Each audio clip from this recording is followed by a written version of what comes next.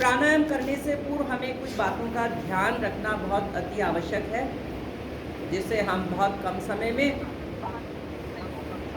ज़्यादा से ज़्यादा लाभ को ले सकते हैं। हमेशा आपको ध्यान रखना है कि सावधानी हटी और दुर्घटना घटी। प्राणायाम करने से पूर्व हमें जो बातें ध्यान में रखनी है वो इस प्रकार से हैं। सबसे पहले तो प्राणायाम हो के आसन हो, हमेशा साफ स्वच्छ स्थान पर, दरी पर, कंबल पर या मैट पर बैठकर ही करना चाहिए। दूसरी बात, प्राणायाम हमेशा खाली पेट किया जाता है। खाना खाने के तुरंत बाद या प्राणायाम करने के तुरंत बाद हमें भोजन नहीं करना चाहिए।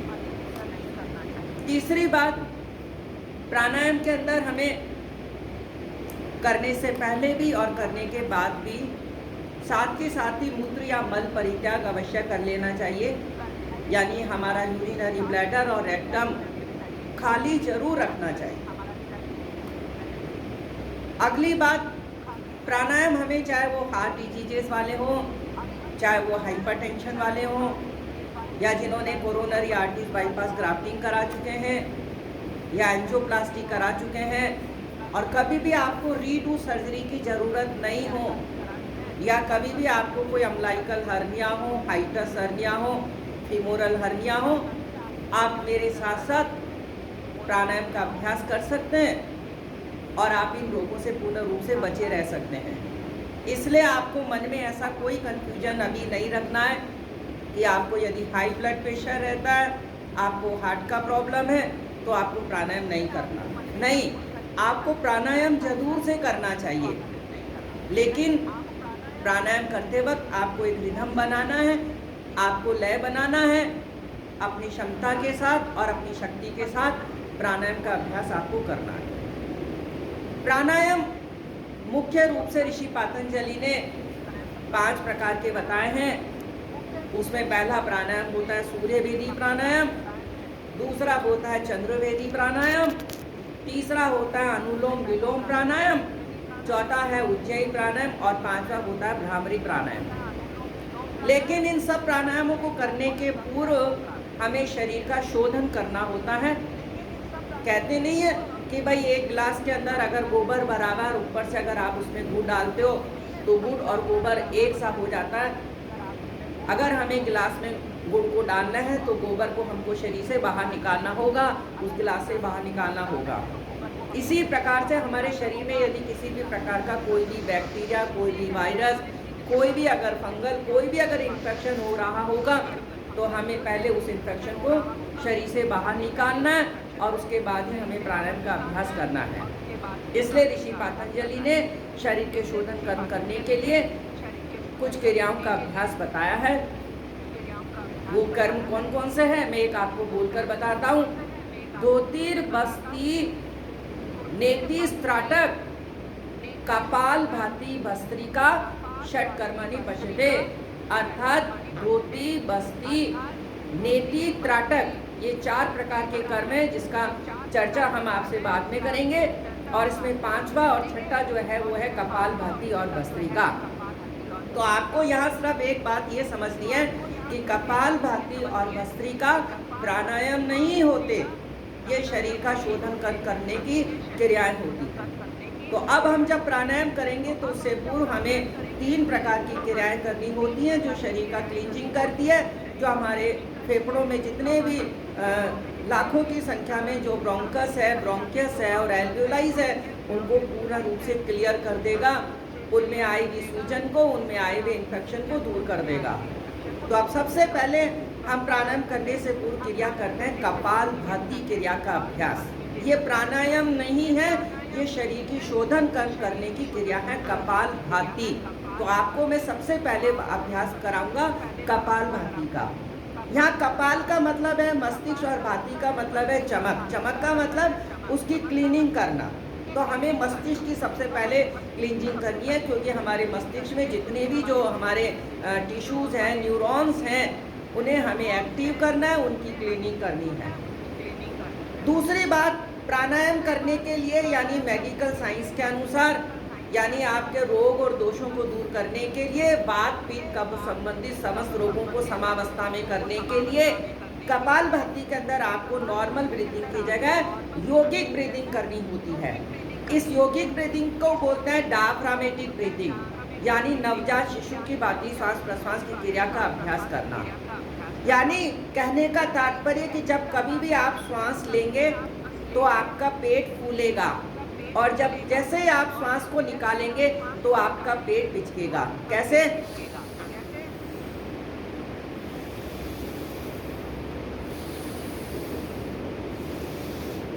यानी हमने सांस लिया तो हमारा पेट फूलना चाहिए, और जब श्वास को हमने निकाला तो पेट हमारा जो है वो पिचकना चाहिए। इसको कहते हैं योगिक ब्रीदिंग, यानी डायफ्रामेटिक ब्रीदिंग। यानी जैसे ही हम श्वास लेते हैं ना, तो हमारा ये जो डायाफ्राम है, डायाफ्राम हमारा यानी चेस्ट और एब्डोमेन के बीच की जो सबसे महत्वपूर्ण जो मसल्स है, जो मांसपेशी है, उसको कहते हैं डायाफ्राम। जैसे ही हम खूब गहरा और लंबा श्वास लेते हैं, हमारा डायाफ्राम थोड़ा सा संकुचित होता है, कॉन्ट्रैक्ट होता है, और नीचे पेट में चला जाता है और पेट को बैलून की तरह फुला देता है। उससे हमारी लंग्स की जो सक्शन कैपेसिटी है वो इंक्रीज होती है। और जैसे ही हम श्वास छोड़ते हैं, डायाफ्राम वापस से पूर्ण रूप से फैल जाता है और अपने स्थान पर आ जाता है, और फेफड़ों में जितनी भी कार्बन डाइऑक्साइड है उसको सारी की सारी को बाहर निकाल देता है। इसलिए इसको बोलते हैं योगिक ब्रीदिंग। यानी श्वास लेंगे तो हमेशा आपका पेट फूलना चाहिए, और जैसे ही आप श्वास निकालेंगे आपका पेट पिचकना चाहिए। और अब हमें इसमें क्या करना है? कपालभाति में सिर्फ नाक से श्वास को बाहर फेंकना है, लेना नहीं है, क्योंकि पहले हमें क्लीनिंग करनी है। जितनी भी अशुद्ध वायु है उन सबको हमें शरीर से बाहर निकालना है। और आपको पता है कि एक्शन का रिएक्शन करना है, यानी जैसे ही हम नाक से सांस निकालेंगे पेट हमारा अंदर की तरफ जितना हो सके पिचकना चाहिए। तो कपालभाति क्रिया का अभ्यास हम करते हैं। आप अपनी अपनी क्षमता, शक्ति और आवश्यकता के अनुसार करेंगे, और किसी को किसी भी प्रकार का कोई कंफ्यूजन नहीं रखना है कि हार्ट डिजीजेज है, कि हाइपरटेंशन है, कि बाईपास करा चुके हैं या रीडू सर्जरी की ज़रूरत है। आपको नहीं करना, नहीं, आपको जरूर से करना है, लेकिन मेरे साथ साथ समझकर क्रिया का अभ्यास करना। तो अब आरंभ करते हैं कपालभाति क्रिया का अभ्यास। दोनों हाथों की आप इस प्रकार से ज्ञान मुद्रा बनाएंगे। पहले आप मेरे को अच्छे से समझना, मैं आपको कर कर बताऊंगा, और उसके बाद फिर आप इस क्रिया का अभ्यास ऐसे करना। मैं क्या करूंगा? सिर्फ नाक से श्वास को बाहर निकालूंगा, और निकालते वक्त मैं पेट को अंदर की तरफ पिचकाने की कोशिश करूंगा। देखो आप इस प्रकार से कमर को, मेरुदंड को मैंने सीधा किया। अब मैं नाक से सांस को बाहर फेंक रहा हूँ और पेट को अंदर ले रहा हूँ। आप नोट करिएगा मेरे को।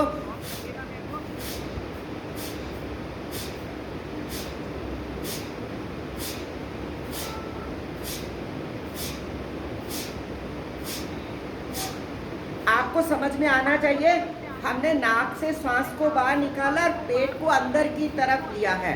अब मैं क्या करूँगा? 10 काउंट करूँगा।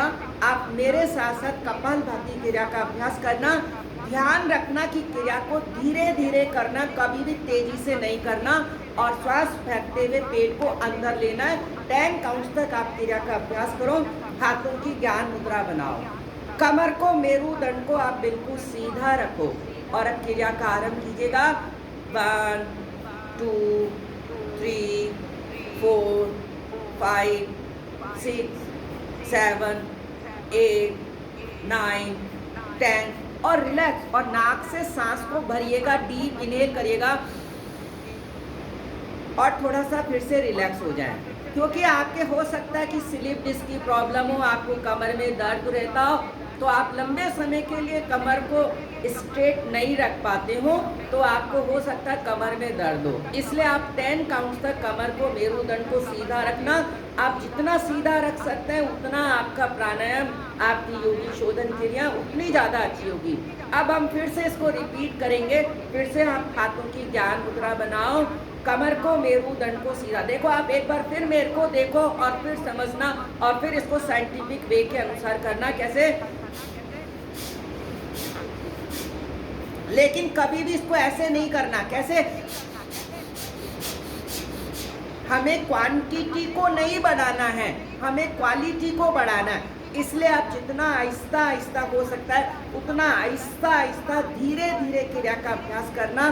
फिर से क्रिया का अभ्यास करो, नाक से सांस को छोड़ना, पेट को अंदर लेना और धीरे धीरे करना। मैं 10 काउंट करूँगा, आप 10 काउंट तक क्रिया का अभ्यास करना और जैसे ही 10 मेरा पूरा काउंटिंग हो आप नाक से खूब गहरा लंबा श्वास खींचकर रिलैक्स हो जाना। फिर से क्रिया को आरंभ करो, फिर से क्रिया को करिएगा। 1 2 3 4 5 6 7 8 9 10 और नाक से सांस भरिएगा और फिर से आप रिलैक्स हो जाए। फिर से कमर को, मेरुदंड को सीधा करें, आपको पूरा शोधन करना है। फिर से क्रिया का अभ्यास करेंगे। 1 2 3 4 5 6 7 8 9 10 और नाक से सांस भरिएगा और फिर से रिलैक्स। मैं समझता हूँ कि आपको ये कपालभाति क्रिया का अभ्यास प्रॉपर समझ में आ गया होगा। हाँ, आप 10 की जगह 11 तक भी ले सकते हैं, आप 12 तक भी कर सकते हैं, आप 13 तक भी कर सकते हैं, लेकिन करना सिर्फ यही है कि नाक से सांस को बाहर फेंकना है और पेट को अंदर की तरफ लेने की कोशिश करना, पिचकाने की कोशिश करना। और जैसे ही आपका काउंटिंग पूरा, आप नाक से सांस को भरकर और फिर रिलैक्स हो जाना और फिर से इस क्रिया का अभ्यास एटलीस्ट आपको 5 राउंड इस प्रकार से करना है, यानी 10-10 के करके आपको 50 काउंट तक इस क्रिया का अभ्यास करना है। एक बार फिर मैं क्रिया का अभ्यास आपको कराता हूँ, लेकिन अब की बार आप ध्यान मुद्रा में करना। ध्यान मुद्रा का मतलब है आंखों को बंद कर कर, मन को एकाग्र कर कर कपालभाति क्रिया का अभ्यास, हाथों की ज्ञान मुद्रा बनाए। कमर मेरुदंड सीधा, आंखें बंद और नाक से सांस को फेंकते हुए पेट को अंदर की तरफ लेने की कोशिश करें। क्रिया का अभ्यास करें। 1 2 3 4 5 6 7 8 9 10 और नाक से सांस भरिएगा और फिर से रिलैक्स हो जाए। हथेलियों को आपस में रब कर लें और फिर इनके मध्य वाले भाग को आंखों को लगाएंगे, अर्थात बामिंग करेंगे। तो ये आपकी क्रिया कहलाती है कपालभाति क्रिया का अभ्यास, यानी हमारे ब्रेन के जितने भी न्यूरॉन्स थे उनको एक्टिव फॉर्म में बनाए रखने के लिए कपालभाति। अब हम दूसरी क्रिया करेंगे जिसे हम कहेंगे भस्त्रिका। भस्त्रिका का मतलब है लोहार की धोखनी की भांति श्वास प्रश्वास की क्रिया का अभ्यास करना। इसमें आपको क्या करना होता है, एक नाक से सांस को लेना होगा और दूसरी नाक से सांस को निकालना होगा। उसके बाद फिर जिस नाक से आपने सांस को निकाला है उस नाक से लेंगे और दूसरी नाक से निकाल देंगे। यानी कहने का तात्पर्य यहाँ पर यह रहेगा कि हम राइट नॉस्ट्रिल से सांस को लेंगे और लेफ्ट नॉस्ट्रिल से सांस को निकाल देंगे। उसके बाद फिर लेफ्ट नॉस्ट्रिल से सांस को लेंगे और राइट नॉस्ट्रिल से सांस को निकाल देंगे। पहले हमने कपालभाति में दोनों हाथों की ज्ञान मुद्रा बनाकर इस प्रकार से रखी थी। अब हम एक हाथ को तो इसी प्रकार से रखेंगे और दूसरे हाथ को उठाकर नाक पर रखेंगे। लेकिन हमेशा ये ध्यान रखो कि प्राणायाम करते वक्त हमें कुछ मुद्राओं का ध्यान रखना बहुत जरूरी होता है। इसमें हम प्राणायाम में हमेशा फर्स्ट फिंगर को छोड़ देंगे। यौगिक शोधन क्रिया करने में हम फर्स्ट फिंगर को छोड़ देंगे, केवल बीच की 2 अंगुलियों और अंगूठे को ही काम में लेंगे। राइट हैंड को उठाकर हमने इस प्रकार से रखा। कभी भी हाथ को इस प्रकार से नहीं रखो, हाथ को सिर्फ इस प्रकार से रखना है। अब हम क्या करेंगे, राइट नॉस्ट्रिल से सांस को लेंगे और लेफ्ट नॉस्ट्रिल से सांस को निकाल देंगे। उसके बाद लेफ्ट नॉस्ट्रिल से लेंगे और राइट नॉस्ट्रिल से सांस को निकाल देंगे। क्रिया का अभ्यास लगातार करेंगे, लेकिन तेजी के साथ नहीं करेंगे। कैसे करेंगे, आप पहले मेरे को देखो, उसको समझो और फिर बाद में क्रिया का अभ्यास करो। कैसे,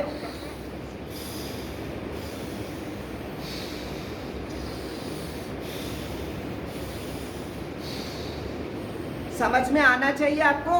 मैंने राइट नॉस्ट्रिल से सांस को लिया और लेफ्ट नॉस्ट्रिल से निकाल दिया, फिर लेफ्ट नॉस्ट्रिल से लिया और राइट नॉस्ट्रिल से निकाल दिया और 10 काउंट तक क्रिया का अभ्यास करेंगे। क्रिया को कीजिएगा इस प्रकार से।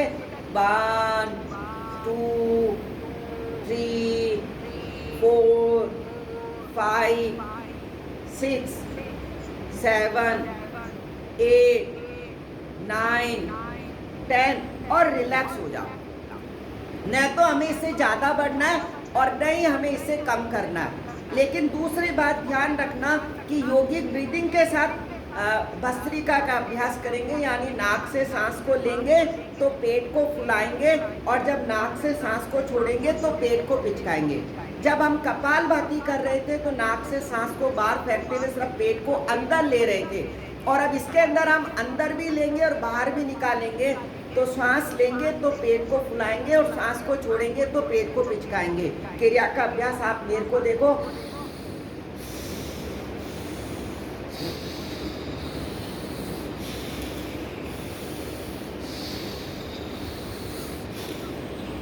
क्रिया आपको हो जाना चाहिए।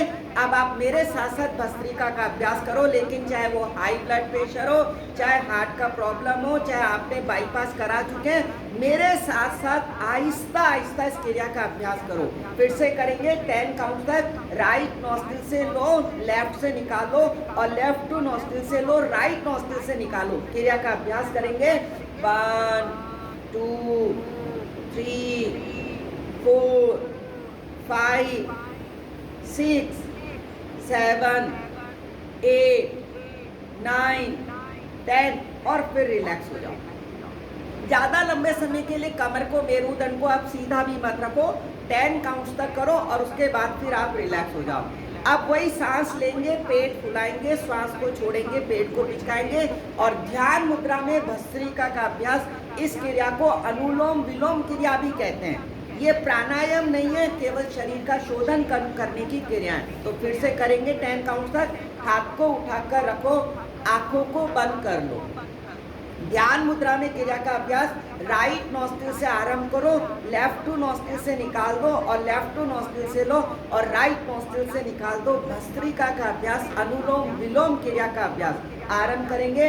1 2 3 4 5 6 7 8 9 10 और रिलैक्स हो जाएंगे।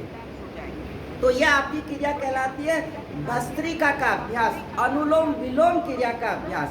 आपको समझ में आ जाए प्रॉपर, अभी साथ की साथ ही आपको लाभ हो सके, तो एक बार फिर आप क्रिया का अभ्यास मेरे साथ साथ करो। भस्त्रिका का अभ्यास, अनुलोम विलोम क्रिया का अभ्यास।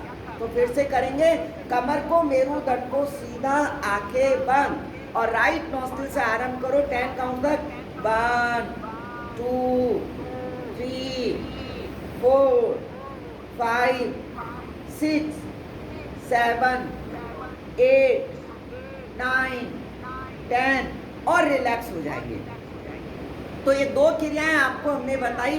पहली थी कपालभाति और दूसरा था भस्त्रिका, यानी अनुलोम विलोम क्रिया। और अब इसी के साथ साथ मैं आपको एक लास्ट एंड फाइनल और क्रिया बताऊंगा, जिसको कहते हैं नाड़ी शोधन। नाड़ी शोधन का मतलब है कि हमारे ऋषि पतंजलि ने हमारे शरीर में जो है वो 72,000 नस और नाड़ियाँ बताई हैं, और उनमें 3 मुख्य नाड़ियाँ बताई है। एक है सूर्य नाड़ी और दूसरी है चंद्र नाड़ी। सूर्य नाड़ी को हम पिंगला नाड़ी के नाम से भी जानते हैं, और चंद्र नाड़ी जो है हम इसे ईडा नाड़ी के नाम से भी जानते हैं। और इन दोनों नाड़ियों को समावस्था में कर हम तीसरी नाड़ी यानी सुषुम्ना नाड़ी को जागृत करते हैं, जिससे हमें सिद्धियां और निधियों की प्राप्ति होती है, हमारे रोग और दोष दूर होते हैं। तो हमें अब करना है नाड़ी शोधन क्रिया का अभ्यास। इसमें हम क्या करेंगे कि हम लेफ्ट टू नॉस्ट्रिल बंद कर लेंगे। पहले हमें सूर्य नाड़ी यानी हमें राइट नॉस्ट्रिल की क्लीनिंग करनी है, और उसके बाद हमें लेफ्ट टू नॉस्ट्रिल यानी चंद्र नाड़ी की क्लीनिंग करनी है। उसके बाद ही हम प्राणायाम करने के अधिकारी होंगे। उससे पहले कभी भी आप प्राणायाम नहीं करना। आप ये नहीं सोचना कि आपको कोरोना का दुष्प्रभाव हो रहा है, आपके फेफड़ों की कैपेसिटी कम हो रही है और आप तुरंत प्राणायाम करना आरंभ कर दें। अगर आप करेंगे तो आपके लेने के देने पड़ जाएंगे। इसलिए प्राणायाम करने के पूर्व आपको पहले कपालभाति, उसके बाद भस्त्रिका और उसके बाद नाड़ी शोधन क्रिया का अभ्यास करना। उसके बाद ही आप प्राणायाम का अभ्यास करना। कभी भी सीधा प्राणायाम का अभ्यास कभी भी आरंभ नहीं करना। तो अब नाड़ी शोधन में क्या करेंगे, पहले हमें राइट नॉस्ट्रिल की क्लीनिंग करनी है। देखो कैसे करेंगे, आप पहले मेरे को देखो, समझो और उसके बाद क्रिया का अभ्यास करना। मैंने लेफ्ट नॉस्ट्रिल बंद रख रखा है। अब मैं राइट नॉस्ट्रिल से सांस को लूंगा, राइट नॉस्ट्रिल से सांस को बाहर निकालूंगा।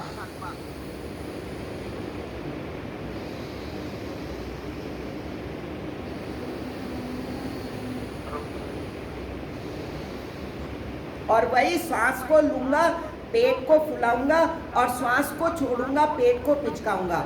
ऐसे इसकी क्रिया का अभ्यास करेंगे, लेकिन इसमें गहरा और लंबा श्वास खींचना है और गहरा और लंबा श्वास बाहर निकालना है। खूब ऐसे पंपिंग क्रिया करेंगे, श्वास लेंगे, पेट को फुलाएंगे, श्वास को छोड़ेंगे, पेट को पिचकाएंगे, गहरा और लंबा श्वास भरेंगे और गहरा और लंबा श्वास बाहर निकालेंगे। क्रिया का अभ्यास वही 10 काउंट्स तक आप करो। हाथ की मुद्रा बनाकर नाभि के पास में रखो, हाथ को उठाकर लेफ्ट नॉस्ट्रिल बंद। अब आप राइट नॉस्ट्रिल से सांस को भरो और राइट नॉस्ट्रिल से सांस को बाहर निकालो, लेकिन श्वास लेते हुए पेट को फुलाओ और श्वास को छोड़ते हुए पेट को पिचकाओ। 10 काउंट्स तक क्रिया का अभ्यास करो।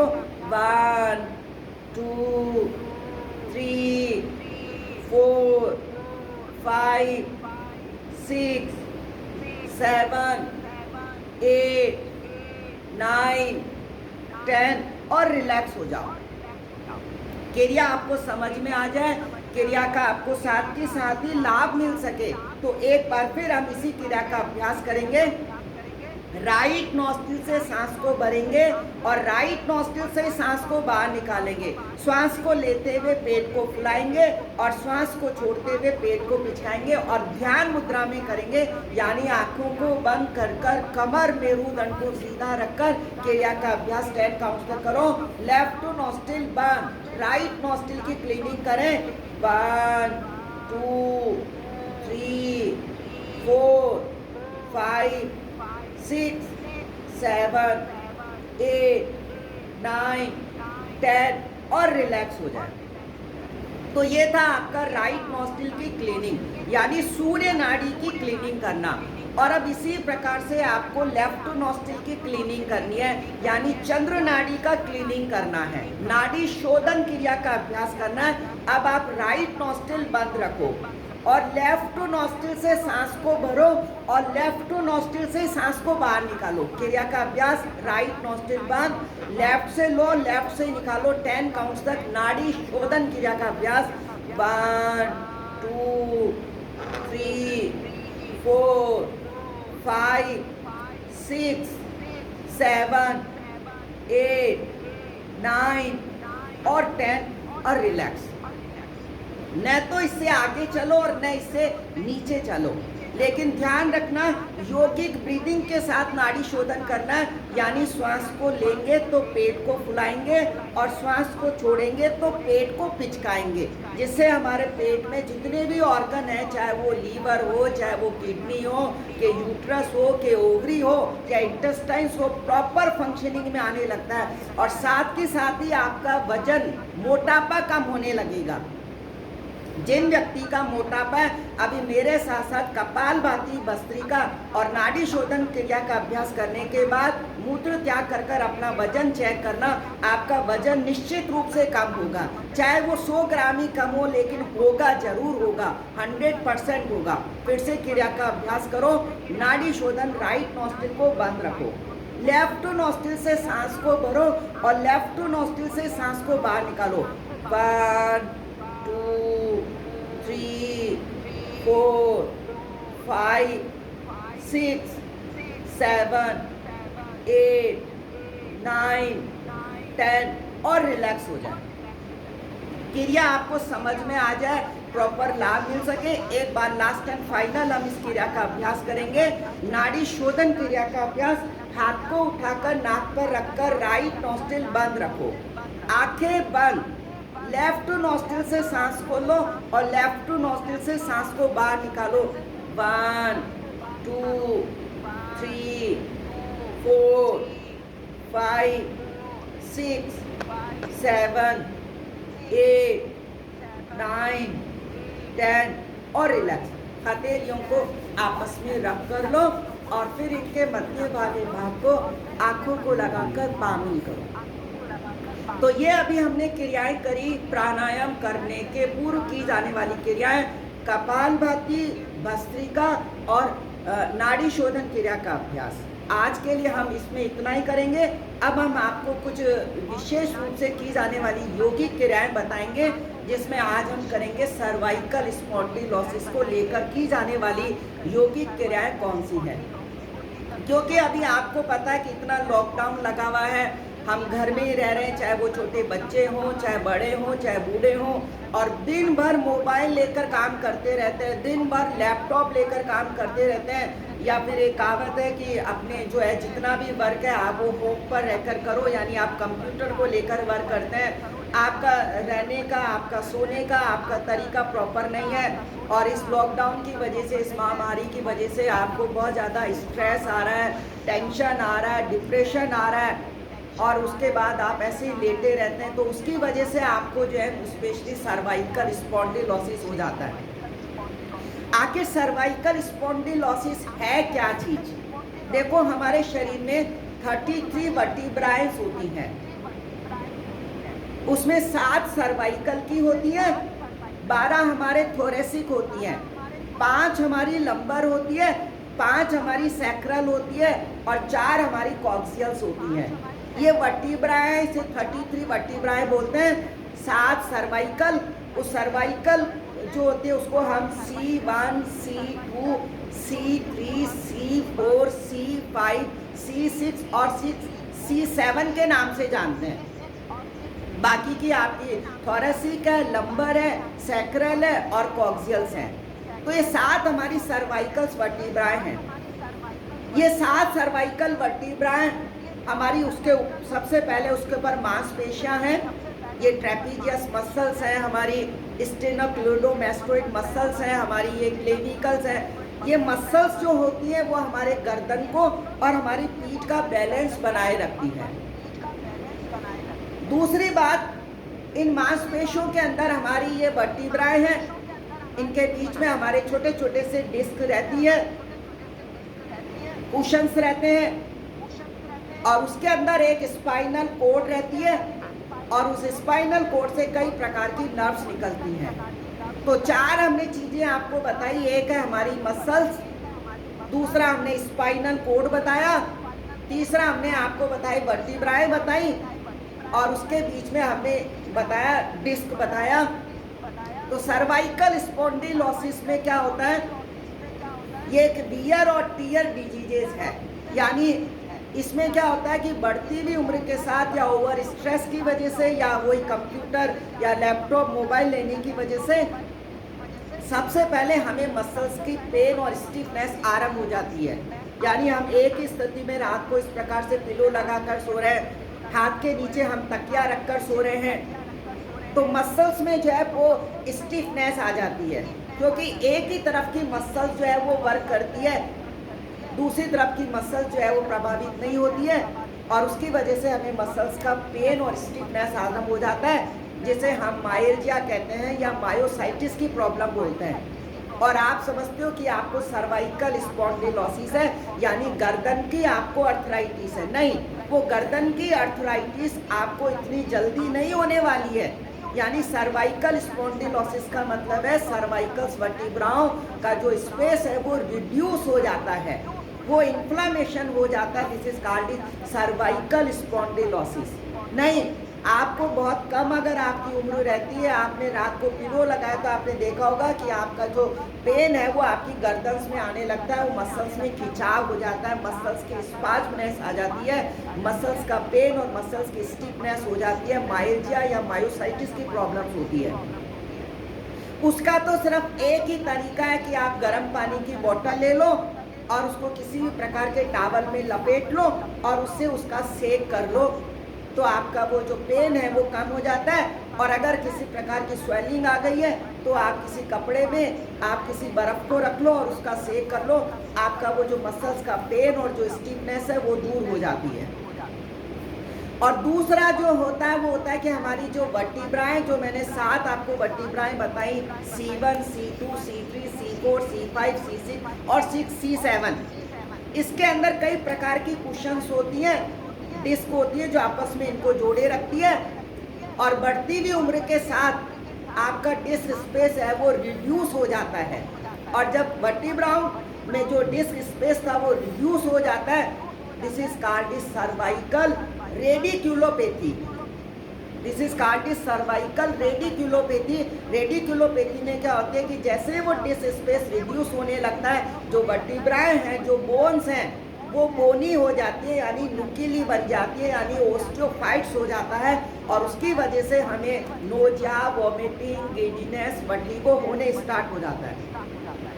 और इसकी जो तीसरी जो बीमारी है खतरनाक, उसे कहते हैं सर्वाइकल माइलोपैथी। माइलोपैथी का मतलब होता है कि हमारी वर्टिब्राओं के अंदर से स्पाइनल कोड गुजर रहा है, और ये स्पाइनल कोड हमारे हाथों की नर्व्स को भेजता है, हमारे पैरों में, हमारे यूरिनरी ब्लैडर पर और रेक्टम पर कंट्रोल करने वाली नर्व्स को भेजता है। आपने देखा होगा कि यदि किसी व्यक्ति के पैरों में लड़खड़ाहट आ रही है, किसी पैरों के अंदर नम्बनेस आ रही है, इचिंग रहती है, सुन्नपनता आ गई है, चल फिर नहीं पाते हैं, लड़खड़ाहट हो जाती है, बॉडी का बैलेंस नहीं बन पाता है, हाथों में आप कोई भी चीज़ पकड़ते हैं वो छूट जाती है, आप सिग्नेचर करते हैं वो सिग्नेचर प्रॉपर नहीं बन पाता है, तो वो ये शो करता है कि इस व्यक्ति को सर्वाइकल माइलोक्यूलोपैथी का प्रॉब्लम है। सर्वाइकल रेडिकुलोपैथी में सिर्फ जो पेन होता है वो हमारे गर्दन पर, हमारे मस्तिष्क पर, हमारे हाथों की तरफ आता है। अब आप देखो, सर्वाइकल स्पॉन्डिलोसिस में आपको पहले तो नेक में पेन हो सकता है, दूसरी आपको प्रॉब्लम यदि नोजिया, वॉमिटिंग, गिडीनेस, वर्टिगो की प्रॉब्लम है, हाथों में सुन्नपन आ रहा हो, हाथों में नमनेस आ रहा हो, और सर्वाइकल पेन जो है वो गर्दन से हमारे हाथों में आता है, लेफ्ट साइड में भी आता है, राइट साइड में भी आता है, तो वो ये शो करता है कि सर्वाइकल रेडिकुलोपैथी है, जिसे हम सर्वाइकल स्पॉन्डिलोसिस का एक हिस्सा बता सकते हैं। और तीसरा जो होता है वो इसके अंदर होता है कि सर्वाइकल माइलोक्यूलोपैथी होता है, उसके अंदर स्पाइनल कोड में चेंजेस आ जाते हैं। और ये सब जो आने का मेन कारण है वो यही है कि आपका जो वर्किंग जो लाइफ स्टाइल है, या आपकी जो रहने की जो कैपेसिटी है, जो आप रहते हैं वो प्रॉपर नहीं रह पाते हैं। इसलिए हमेशा आपको स्ट्रेस, स्ट्रेन, टेंशन से, डिप्रेशन से दूर रहना है। कभी भी आप इस कोरोनरी महामारी को लेकर घबराओ मत, नहीं तो फिर आपके बॉडी में आपके सर्वाइकल जो वर्टिब्रा है उसके अंदर चेंजेस आ जाएंगे, और आपके हाथ पांव काम करना बंद कर देंगे, आपका यूरिनरी ब्लैडर और रेक्टम प्रॉपर फंक्शनिंग में नहीं होगा। और आज मैं आपको उससे कैसे दूर रह सकते हैं, कैसे आप उसको बचाव कर सकते हैं, उसके बारे में बताऊंगा। अब मैं आपको सिर्फ एक अभी बात बताता हूँ कि सर्वाइकल स्पॉन्डिलोसिस का जो पेन होता है वो हमेशा हमारे गर्दन से हमारे हाथों में आता है। अब यहाँ पर सिर्फ एक क्वेश्चन आपको यहाँ पर ये समझना है कि सर्वाइकल स्पॉन्डिलोसिस का पेन भी गर्दन से हाथों में आता है, और जब हार्ट अटैक आता है, यानी जो एंजाइना जो पेन होता है, उसका पेन भी गर्दन से आपके हाथों में आता है। तो आपको अब ये कैसे डायग्नोस करना है कि आपको सर्वाइकल स्पॉन्डिलोसिस का पेन चल रहा है, कि आपको हार्ट अटैक का पेन चल रहा है, यानी एंजाइना पेक्टोरिस का पेन चल रहा है। बहुत कंफ्यूजन है आपके मन में, उस कंफ्यूजन को हमें दूर करना। पहले तो ये समझना है कि ये सर्वाइकल स्पॉन्डिलोसिस का पेन है कि हार्ट अटैक का पेन है, क्योंकि हार्ट अटैक का पेन भी, एंजाइना का पेन भी आपके गर्दन से हाथों में आता है, सर्वाइकल स्पॉन्डिलोसिस का पेन भी आपके गर्दन से हाथों में आना है। अगर आप इस वक्त अपने घर पर है, लॉकडाउन की वजह से आप बाहर नहीं जा पा रहे और आपको अगर ऐसा पेन हो रहा है, तो आप उसको घर बैठे कैसे डायग्नोस करेंगे, बस आज हम आपको इतना ही समझाएंगे। तो आपको क्या करना है, देखो बात सुनो। हार्ट अटैक का जो पेन आता है ना, जो एंजाइना पेक्टोरिस का जो पेन आता है, एंजाइना अटैक का जो पेन आता है, जब आप रेस्टिंग पोजीशंस में होंगे तो आपको कभी भी छाती का पेन और हाथों में पेन नहीं होगा। आप जैसे भागेंगे, चलेंगे, दौड़ेंगे तो आपका जो पेन है वो आराम हो जाएगा। यदि आप रेस्टिंग पोजीशन में आ जाएंगे तो आपको पेन होना स्टार्ट हो जाएगा, रिलैक्स हो जाएंगे, और आप जैसे वॉकिंग करेंगे, चलेंगे फिरेंगे तो आपका पेन नहीं होगा। यानी रेस्टिंग पोजीशन, पेन आराम हो जाएगा। यदि आप पेन आपको चलने फिरने के दौरान अगर पेन बढ़ जाता है, रेस्ट करने पर अगर वो कम हो जाता है, तब तो ये